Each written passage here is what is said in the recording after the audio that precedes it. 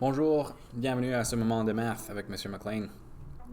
Aujourd'hui, nous allons apprendre comment estimer et ensuite mesurer les angles.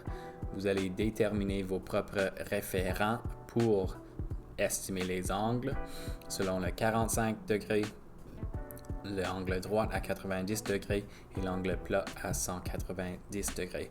Ensuite, vous allez apprendre comment utiliser un rapporteur pour mesurer les angles de façon plus exacte. Prêt? Allons-y. Ok, commençons par établir un référent. Ça veut dire qu'est-ce que tu vas utiliser pour baser tes estimations dessus. Tout ce que tu as besoin est un autocollant adhésif. Donc, c'est un carré, ça c'est important. Je vais commencer à lui plier en deux de façon le plus exacte possible. Ça veut dire aligner les coins le plus proche que je peux. Et quand je lui plie, je vais utiliser mon ongle ou tu peux aussi utiliser le côté de ta crayon pour peser fort et puis plier bien le papier en deux. Voici maintenant un rectangle. Je vais le plier une deuxième fois. Faire la même chose. Aligner les coins le plus précisément que je peux. Prendre mon temps.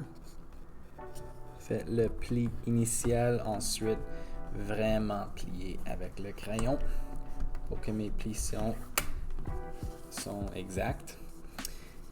Maintenant, j'ai juste un tout petit carré, mais la dernière pli, c'est où la magie se passe. Donc, je vais prendre mon carré où c'est plié. Donc, je vais utiliser un de ces deux coins comme le centre et je vais plier le reste pour aligner le plus proche possible les coins, le plier. Et ensuite, utiliser mon crayon pour vraiment peser fort avec mes plis. OK. Maintenant, ce que j'ai dans mes mains, c'est un triangle qui a deux angles essentiels que nous allons utiliser. Voici un angle droit. Le coin ici, vous êtes familier, un angle droit 90 degrés. Les autres deux coins, ils mesurent 45 degrés chacun. Voilà 45 degrés, 90 degrés. Et vous savez qu'un angle plat mesure 190 degrés, donc voilà un angle plat aussi. Dans ce tout petit triangle, tu as trois différents référents que tu auras besoin. Pour aller plus loin, si on ouvre notre papier maintenant, tu vas voir que où j'ai plié sur la surface de collant, ça va être difficile à ouvrir. Reste avec moi. Ok, voilà. Ah, j'ai pas plié sur la bonne côté. Zut. Donne-moi une seconde. Ok, j'ai trouvé mon erreur.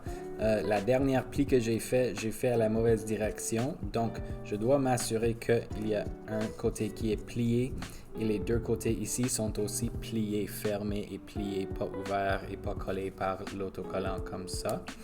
Donc, en gardant ça comme mon coin, maintenant, je vais aligner mes coins le plus précisément possible.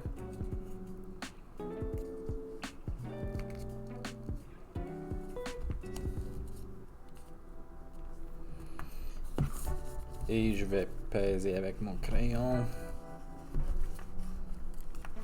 Maintenant, la magie se passe. Donc, quand on ouvre encore notre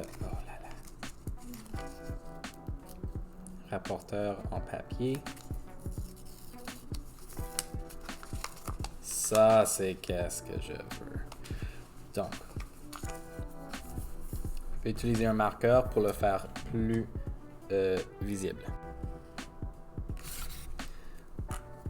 Ok, voilà, maintenant mes plis sont complets. Et chaque triangle ici, chaque angle dans La triangle mesure 45 degrés. Deux angles de 45 degrés, si je les mets ici, ça mesure 90 degrés. Les deux ensemble, comme ça. Si je continue, j'ajoute 45 degrés chaque fois. Voilà, 180 degrés. Et si on commence ici à point 1, passe à 2, 3, 4, 5, 6, 7 et 8. Il fait tout le tour. Voilà 360 degrés. Un tour au complet d'un cercle.